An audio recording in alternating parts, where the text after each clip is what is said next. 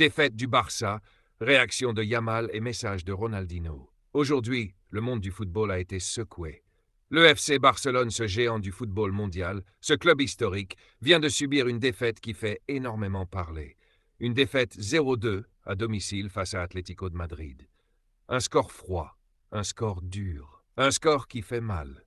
Mais au-delà du résultat, ce sont les réactions, les émotions et surtout les messages envoyés après ce match qui font aujourd'hui toute la différence. Parce que dans les moments difficiles, on découvre les vrais leaders. Et aujourd'hui, tous les regards sont tournés vers un jeune joueur, un prodige, un symbole d'espoir. Lamine Yamal, une défaite qui fait mal. Le match avait pourtant commencé avec de l'espoir. Le public était là. L'ambiance était électrique. Les supporters y croyaient, mais très vite, quelque chose n'allait pas. Des erreurs défensives, un manque de concentration, des occasions ratées.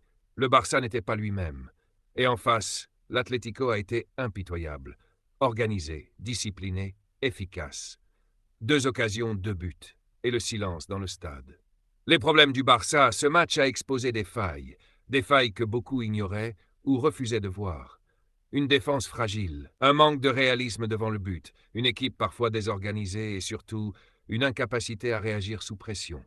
Le Barça semblait perdu, comme si l'équipe avait oublié son identité. Mais au milieu du chaos, une voix s'élève.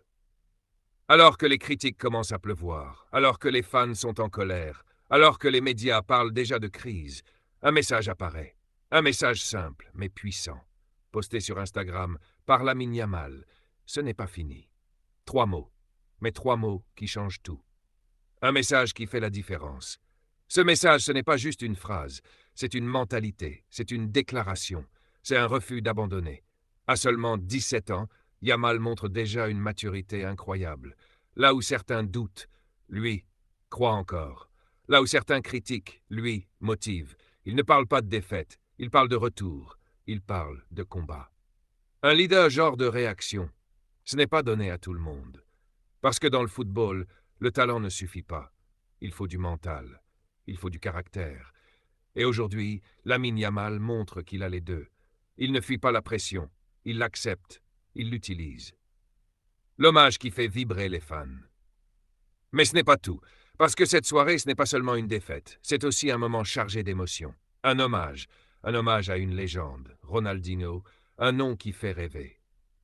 Un joueur qui a marqué l'histoire du Barça, un artiste du ballon.